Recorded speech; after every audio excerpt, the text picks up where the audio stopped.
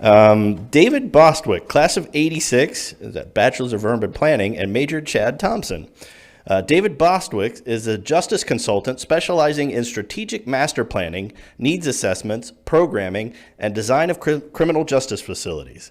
He has been involved in over 75 justice planning and design projects in his 30-year career. David currently serves as a technical resource provider on the subject of jail planning and design for the National Institute of Corrections, U.S. Department of Justice. He was the lead planner and designer of the new Franklin County Correctional Center in Columbus, Ohio. Major Chad Thompson began his career with the Franklin County Sheriff's Office in 1992 as a deputy assigned to the Corrections Bureau. He has also served as a supervisor in both the Corrections and Patrols Bureau of the office, as well as being an assistant commander of the Hostage Barricade Negotiations Team. That doesn't sound stressful at all. In September of 2012, he was promoted to the rank of major and was assigned as the facility commander for the downtown jail. In July of 2014, he was moved to the Research and Development Bureau and currently leads the core and transition teams as project manager for the new jail design and construction project. Major Thompson is a graduate of the Northwest School of Police Staff and Command Class number 281 and the National Jail Leadership Command Academy class of 14, and is the recipient of numerous commendations and awards that include 2 life-saving awards. Mr. Bostwick and Major Thompson, you have the stage.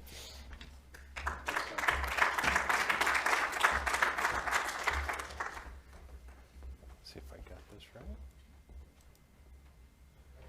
Well, thanks a lot for having us. The reason why I wanted to come and talk to you is because, planners and designers can have a great impact on how our criminal justice systems function. And an important component of any criminal justice system is its jail. And I just wanted to start by talking about what the difference is between a jail and a prison, because sometimes people think those are one and the same, and they're totally different. Prisons are run by the state or the feds, and they house convicted criminals, usually serious felony crimes. Jails are totally different. Jails are local detention facilities, and almost every county in the United States has one, and they're administered locally by elected officials, judges, prosecutors, and so they're basically independent criminal justice systems. And so that's what I do, is I work with those independent local criminal justice systems throughout the country. One thing I wanted to note to you is that 2/3 of the people who you find in a typical jail are not convicted of any crime. They are waiting for either arraignment or for their day in court. Let's see. So, how have jails been used in the past? Over the past 40 years, the number of people in jails has skyrocketed. In 1980, the number of people in jail on a per capita basis was 80 people per 100,000. And that's grown over 400% over the past 40 years. Why is that? Well, we've had the 1992 crime bill, we've had the war on drugs, we had a crackdown on crack cocaine during the 90s, and all of these things made those jail populations increase. But one of the things that people aren't necessarily aware of is what happened to the mental institutions around the country. They basically closed. And so the number of mental health residential beds throughout the country were at 237 per 100,000 in 1970, and then they declined to about 50 per 100,000 in 2014. So where did those people go? You know, the incidence of mental illness hasn't changed since 1980. It's the same. So those people ended up in jails.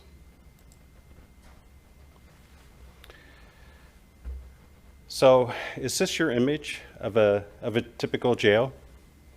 Yeah, this is what jails look like today. And they're overcrowded, they're hard, they're inhospitable. There really isn't modesty for toileting. And you know, the thing of it is that about 50% of the people that you see here have some sort of mental illness. And when you put a person like that into an environment like this, they'll decompensate.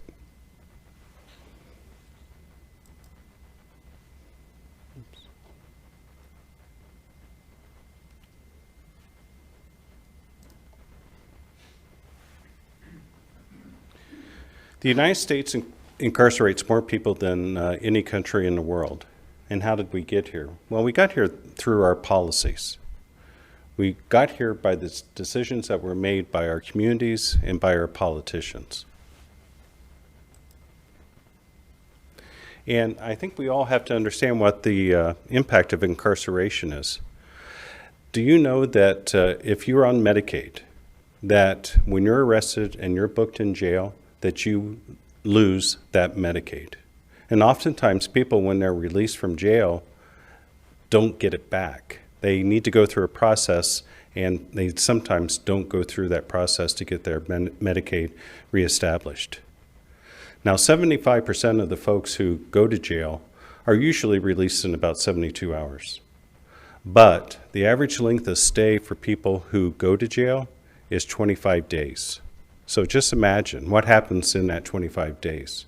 You're likely to lose your job, likely to lose your housing, and in some cases, lose your children. So one of the things that I look at is I try to understand what the demographics of the inmates are in the communities that I work in.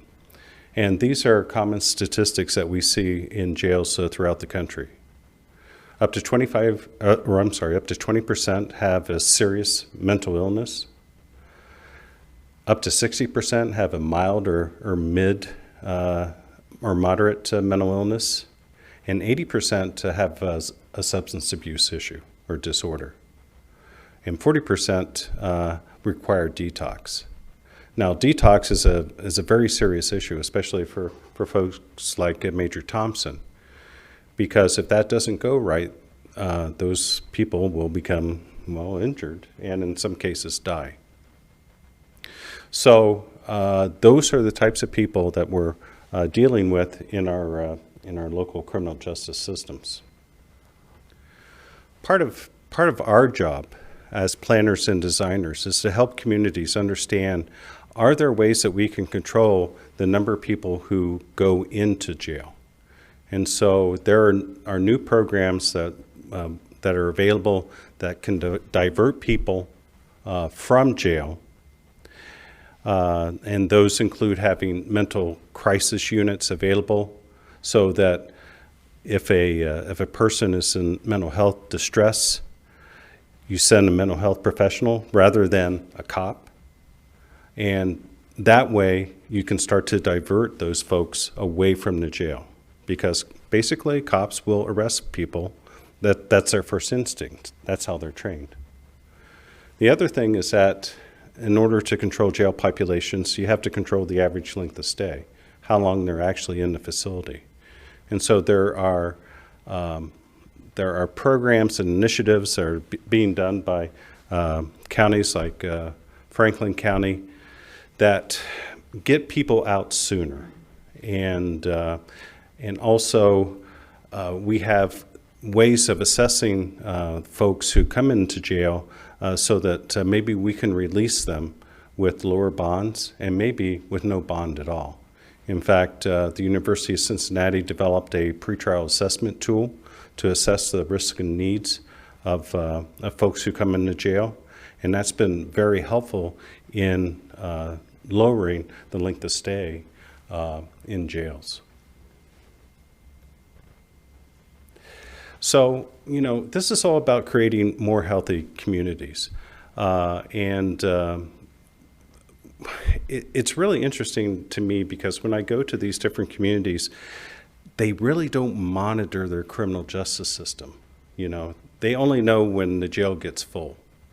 But they don't monitor, well, how many are coming in, how long are they staying, what are their issues? And so that's what I help them do, is to establish with them ways of monitoring that system so they can better operate it. And communities that do it right, I think, are ones that have good mental health organizations, those community-based organizations that provide substance abuse treatment and mental health care, and also provide a continuum of care so that as they move through the system, there's a transition or handoff to community-based organizations that can help them with their issues. And so counties that do it right are counties like Douglas County, Nebraska, which is Omaha, and Johnson County, Kansas, which is outside Kansas City. Now, Franklin County has totally revamped their criminal justice system, and the jail is going to be a key part of how they've reimagined their system. And so I'm going to let Major Thompson talk about the design concepts that we brought to this facility and how that's going to help, hopefully, lower recidivism in the community and lower the rate of incarceration.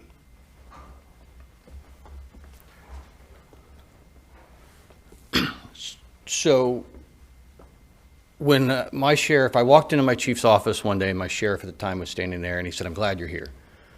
I said, "Oh, what's up, boss?" He says, "You need to figure out how to build a jail."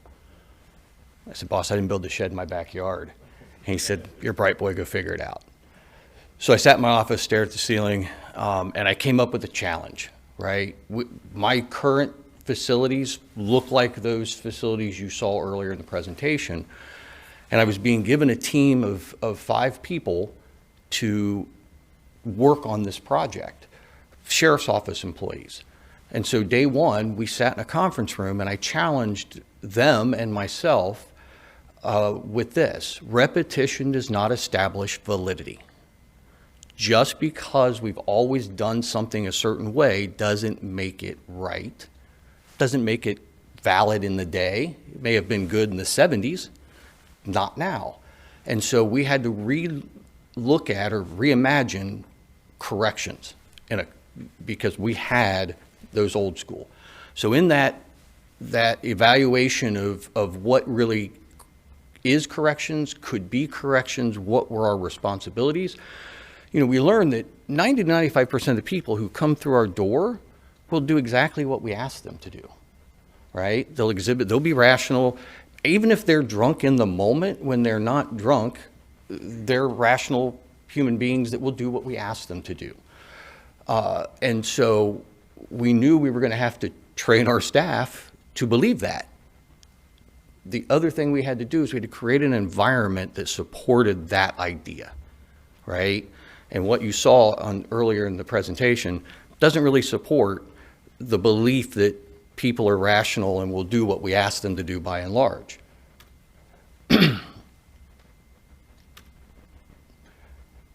It's what you see, right? This does not support that premise. So surrendering of, and we're nearing completion, this is our intake center, right? And if we were to really give you the full view of the most common thing that we are told by people who tour, they say it looks like the waiting room at the BMV, right? No, it's nicer. It is, but it is very much an open concept. You're going to come to jail. We didn't bring you there. Our job is to take care of you while you're there. We have some other responsibilities. We didn't bring you there, right? So we figure you're going to do what we ask you to do. Go sit in the chairs and wait for your name to be called, right? We don't have to stuff people in holding cells. I have a place for people who won't listen to what we're asking them to do or who are disruptive. That's not where we want our people to go. Housing units. So in the housing units, some of the things that we were looking at and had to learn about our biophilic design. I think Dave may talk about it just here at the end, but natural light, bringing natural light into spaces and as much as we can is a big deal. This, in our waiting area, you can see over here on, I have no idea, there it is. You see on this side, that's an atrium that brings a lot of daylight into our booking area. And the way I looked at it, we could sit here and say it's for the inmates, right? It's for the people who've been incarcerated, which it is. But I have a staff that reports to this space every day, right? And if you've ever had an office that doesn't have a window, and then you get an office with a window, you realize how much different you feel with daylight. We put a window in my staff's office. This is their workspace, right? So we're taking care of our staff as well. Same here. You see there's big scenes of nature, murals that we're putting up. These things are 9 foot tall by probably 48 to 52 feet wide. And while we want people who are incarcerated out in that day space, there are times that they have to be put into a cell, but those cells are facing those murals, right? They're not just looking at some corrections gray paint. There's a very specific shade of gray or off-white that just seems to be in every jail. Well, we didn't want that.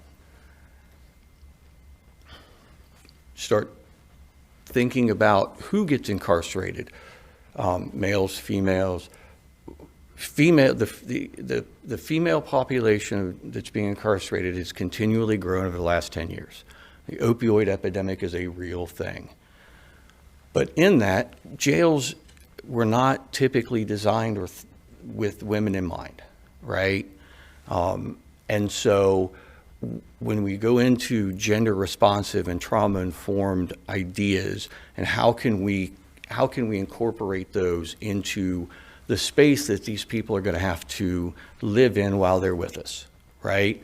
Again, lots of open space, lots of daylight, and we are trying to make sure that we are being as gender responsive and trauma informed as possible, right? Our staff are what makes us go, right? And we had to do things for them, but we had supported it, same ideas, same biophilic design.